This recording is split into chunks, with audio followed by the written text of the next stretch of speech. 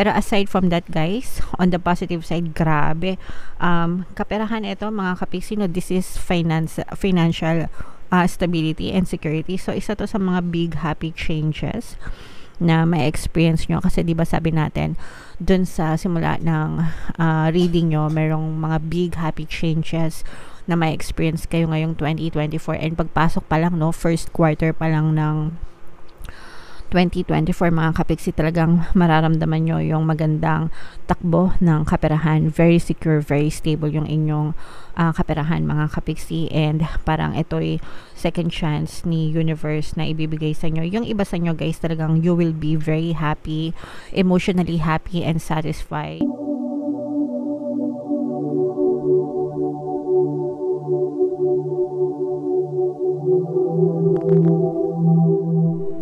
Hello guys, hello mga kapiksi, Happy New Year, Happy 2024 sa inyong lahat. Ang episode natin for tonight is ang inyong 2024 kapalaran. Again, ito para sa Aries, Sun, Moon, Rising, Sign, and Venus. Sa deck na to guys, titingnan natin kung ano yung mga mensahe sa inyo ng inyong mga gabay. Comment down below mga kapiksi if feeling nyo naka-resonate kayo. So we have forgiveness message para sa inyo. Meron tayong big happy changes. Wow. And meron din tayong don't stop mga kapiksi. Alright? So, unahin natin tong forgiveness message guys, no? You have to learn to let go yung mga resentment nyo guys. 2024 na, bagong taon na. If merong nakagawa ng hindi maganda sa inyo, if meron kayong mga misunderstanding, miscommunication, conflict sa ibang tao mga kapiksi, don't let it hold you back, no? Kumbaga parang wag nyong itanim sa puso nyo yung mga galit, anger, hatred, resentment, grudges, yan. You have to let go of all those negative emotions, and kailangan magkaroon ng forgiveness. Why? Kasi yung mga negative emotions na yan ang nagsisilbing balakid sa buhay nyo para magkaroon kayo ng harmonious na pamumuhay in all aspects of your life. Any negative emotions mga kapiksi, nagkukos yan ng balakid sa buhay nyo. So, you don't want to suffer, di ba? Nag-suffer na nga kayo na ginawan kayo ng hindi maganda ng ibang tao. Bakit nyo pa hahayaan na mag-suffer pa kayo lalo dahil dun sa mga galit na nararamdaman nyo towards other people? Naintindihan natin na kapag ginawan talaga kayo ng hindi maganda ng ibang tao, especially kapag malaki, no, yung ginawa nila sa inyo, talagang dadating ka dun sa point na sobrang magagalit ka and halos hindi mo sila mapapatawad sa ginawa nila sa inyo. Pero guys, you have to understand na the fact na ginawa nila yon, una, wala silang konsensya, okay? Pangalawa, hindi sila nagsasuffer dun sa ginawa nila sa inyo kasi nga wala silang konsensya, and as a consequence, pag nagalit ka sa kanila, kayo yung nagsasuffer lalo, no? So, wag nyong hayaan na magdusa kayo lalo dahil dun sa ginawa nila sa inyo. Learn to forgive, let go of all those negative emotions, kalimutan nyo na yon, patawarin nyo na sila, and you also have to forgive yourself for putting yourself in that situation, mga kapiksi. And palitan nyo ng acceptance, forgiveness, and love and light, no? Yun lang yung i-entertain nyo na positive emotions para makalimutan nyo na lahat and makamove on na kayo, mag-start na kayo ng bagong taon 2024 para gumaan yung takbo ng inyong pamumuhay. Alright? So, comment down below guys if feeling nyo naka-resonate kayo dito. And ito naman, grabe, sobrang ganda nito guys, no? I-mind nyo na to guys. Big happy changes. Very positive, no? Very uplifting na mensahe para sa inyo ngayong 2024. Don't stop mga kapiksi. Huwag kayong titigil sa pagkilos. 2023 pa lang ngayon. Ilang months pa yung natitira pagpasok ng 2024.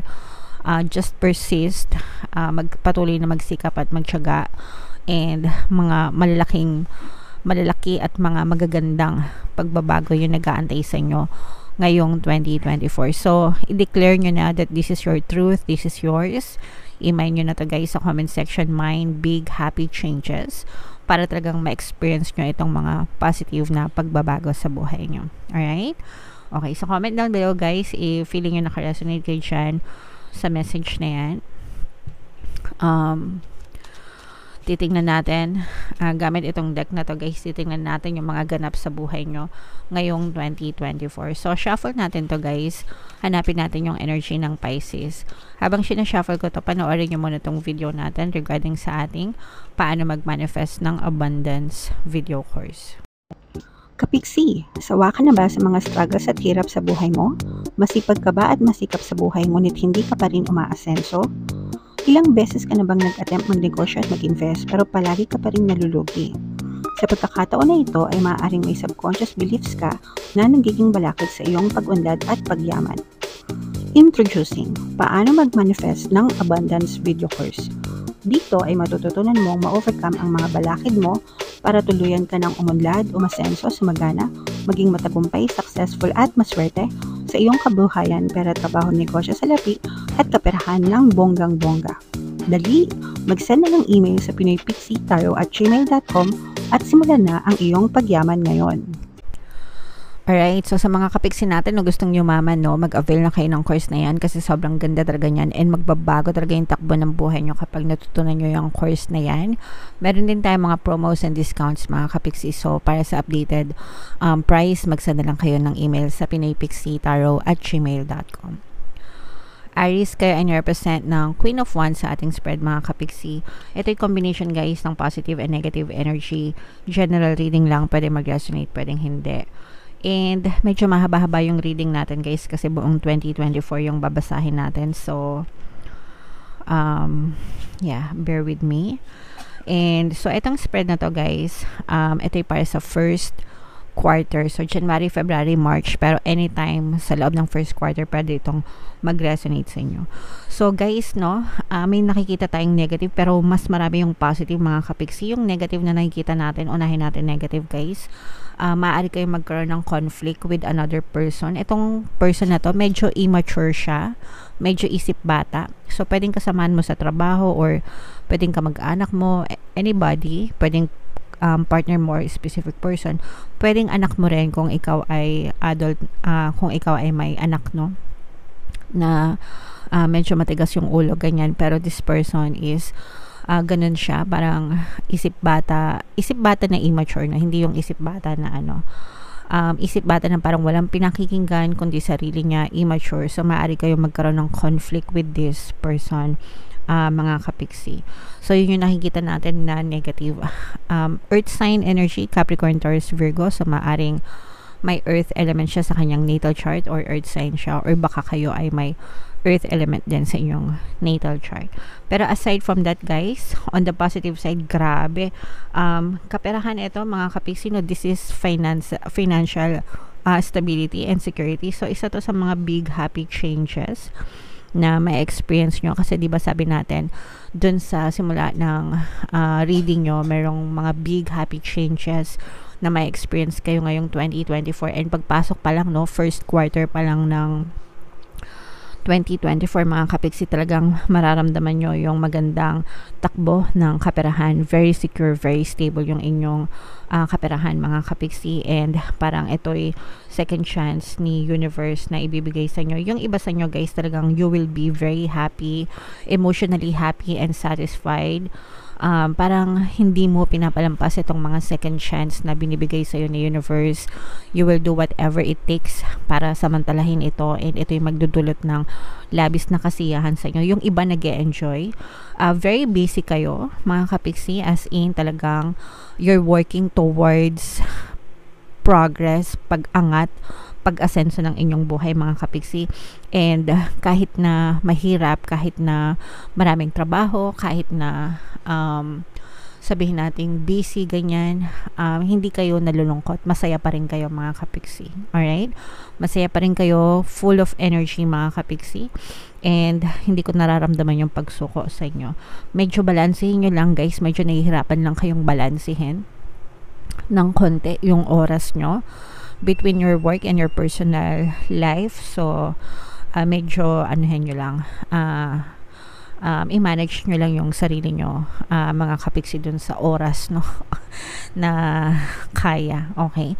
Wag nyong i-exhaust din yung sarili nyo, guys. Okay lang na maging masipag, pero make sure na meron pa rin kayong oras para makapagpahinga. Alright? So, yan yung nakikita natin sa first quarter ng inyong 2024. Second quarter, mga kapiksi, March, April, May.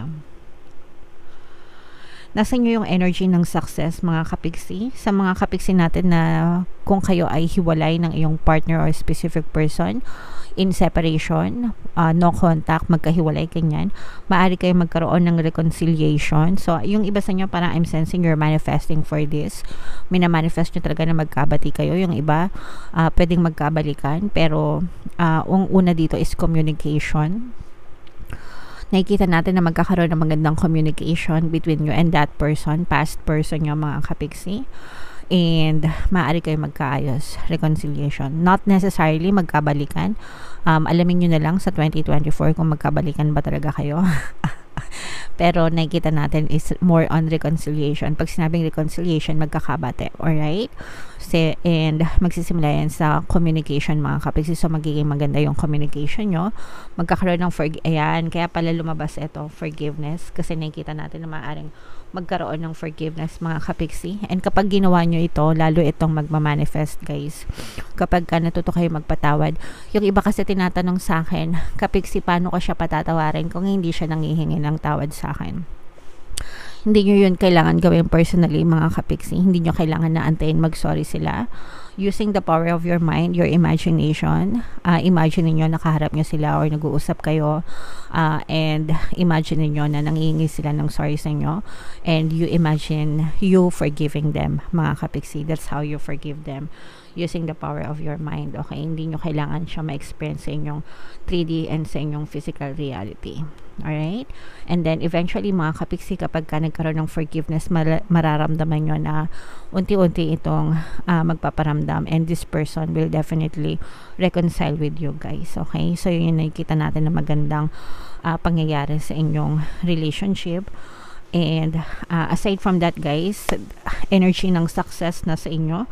At saka yung iba talagang nakikita natin yung nagle-level up yung inyong pamumuhay. Yung iba sa inyo, guys, maaring nagkakaroon kayo ng parang you will be moved, may movement sa inyong trabaho. Comment down below, guys, if feeling nyo naka-resonate kayo.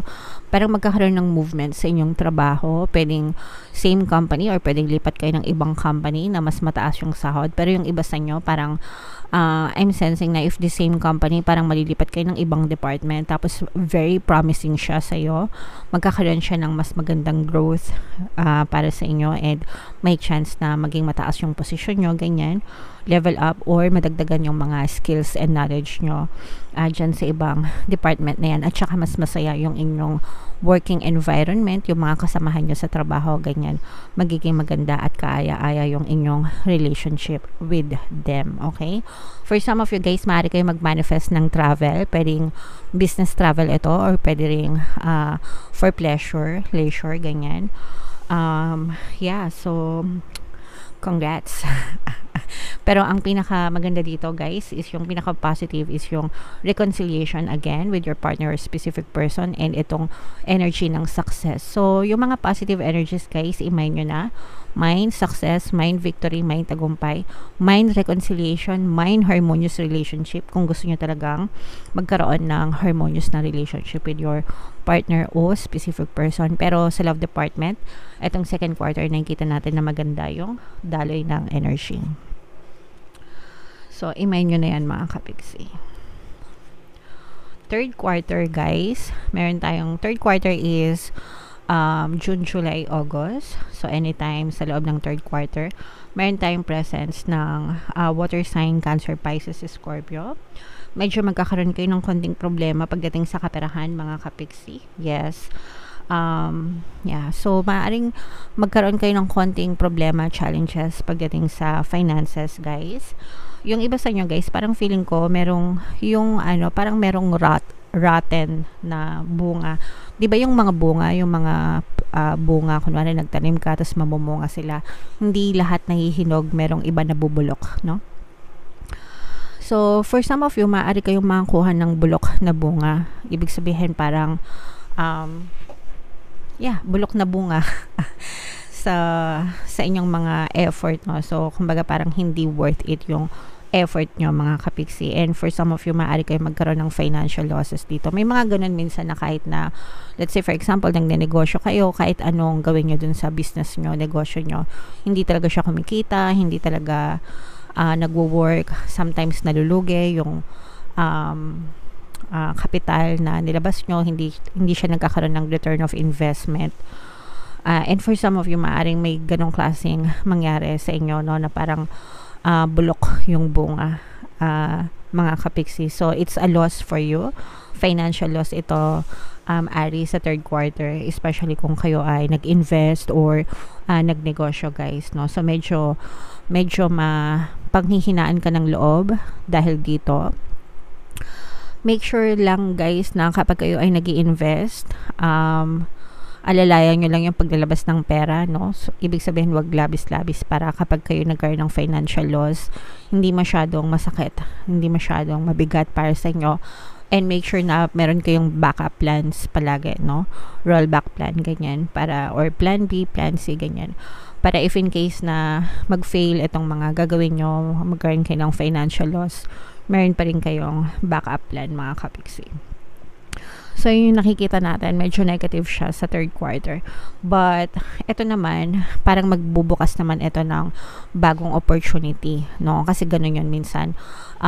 May mag-end, pero may new beginnings, no? So, itong pagsubok na to, itong failure nyo, itong especially sa finances, financial failure or business, ganyan, magbubukas naman siya ng ibang pintuan ng opportunity para sa iyo pa rin, sa ano pa rin, sa kaperahan at sa negosyo. Okay, so sometimes we have to give up things na hindi nagwo-work talaga para ibigay sa atin yung karapat-dapat para sa atin. So that's what's going to happen to you, Aries. So hindi siya talaga lost for you. I mean, yes, merong financial loss, pero it's a blessing in disguise kasi may bagong opportunity na dadating sa'yo. So, yung bagong opportunity na yun yung samantalahin nyo, mga kapiksi. Okay? Yun yung i-explore nyo, yun yung i-expand nyo, and maaaring doon nyo makita yung para sa inyo. At saka, hindi kayo nag-iisa dito, guys, kasi merong tutulong sa'yo, merong aalalay sa'yo. So, hindi ito masyadong mabigat para sa inyo. Alright? Okay. And then sa last quarter ng 2024, mga kapiksi, last quarter is October, November, December, guys. For some of you, meron tayong presence ng Earth signs, Capricorn, Taurus, Virgo. May mga magaganda. Ito na yung mga big happy changes na nakikita natin. Mapagtatagumpayan nyo. Ma-overcome nyo itong mga challenges na iniyakan nyo ng third quarter. Kasi diba sabi natin, maaari kayo magkaroon ng financial losses. So, maaari kayong makarecover mula dito sa mga financial losses na to. So, unti-unti ito, mga kapiksi. And yung mga tutulong sa inyo, guys, sabi ko nga sa inyo, may taong tutulong sa inyo. Earth sign energy, Capricorn, Taurus, Virgo. Water sign energy, Cancer, Pisces, Scorpio, at saka fire sign energy, Aries, Leo, Sagittarius. So, sila yung mga taong tutulong sa inyo, mga kapiksi, pwede mga kamag-anak nyo or kaibigan nyo, BFF nyo, ganyan. Pero makaka-recover kayo sa financial losses nyo. So, magigain nyo din. Yung mga nawala sa inyo, guys, magigain nyo din. Kaya nga sabi ko sa inyo, diba, hindi siya talaga actually loss para sa inyo kasi may mawawala pero may magbubukas na bagong opportunity. And pagdating ng fourth quarter bago matapos yung 2024, talagang makaka-recover ka dun sa mga nawala sa inyo. Ibig sabihin, mababawi nyo. Hindi man sa exact way, pwedeng sa ibang paraan, pero mababawi nyo pa rin. Parang ibabalik sa iyo ni universe yung mga mawawala sa inyo sa ibang pamamaraan, mga kapiksi. Alright? And for some of you guys, maaari din kayo magkaroon ng new opportunity in love sa mga kapiksi natin na nagmamanifest ng bagong relationship, ganyan. Or pwedeng same person, tapos new relationship, marikindle, ganyan. Kasi nakita natin yung reconciliation kanina na magbabate. So, pwede kayong magkabalikan by the end of 2024 if talagang ipapersist nyo na maging ma-okay kayo ng person nyo, mga kapiksi. Alright? So, super nice, super ganda, Aries, napaka-positive. May negative, yes, hindi naman naiiwasan yun. Pero i-highlight nyo yung mga positive energies, mga kapiksi. So, imay nyo yung mga pinapamain ko sa inyo, mga success, financial security, big happy changes, diba? Ano pa? Yung mga sinabi ko kanina. I-comment nyo yan sa comment section. Imay nyo lahat, guys, para ma-experience nyo talaga ngayong 2024. And may mga subliminals tayo, guys, pampaswerte, no? Pampaswerte sa negosyo, pera, trabaho, negosyo, salapi. Super effective, guys. Pakinggan nyo palagi para makatulong sa inyo sa 2024. Magre-release din ako ng subliminal pampaswerte sa 2024. So, abangan nyo yan. I-release ko yan sa bagong taon. And, yeah. And also, guys, no, shuffle natin to, tingnan natin yung mga additional message. By the way, pwede nyo pala tong panoorin ng paulit-ulit, panoorin nyo bago matapos yung ngayon, di ba, ngayon, bago matapos yung 2023, pagpasok ng 2024, and for the rest of 2024, pwede nyo siyang panoorin monthly para ma-refresh sa inyo yung energy, especially yung positive, okay? Alright. So, tingnan natin yung mga paparating sa inyo, guys, or additional message pagpasok ng 2024. Habang sinashuffle ko to, guys, naka-flash sa screen nyo yung ating email coaching, Manifest Your Desires Using the Law of Attraction. If meron kayo mga specific na gusto nyong i-manifest, pwedeng love and relationship, pwedeng money or career, pwede kayong magpabook ng email coaching session with me. Mag-send lang kayo, guys, ng email sa pinaypixitaro@gmail.com. So, ito yung mga additional na mensahe para sa inyo. So, ito, magkasama ito, guys.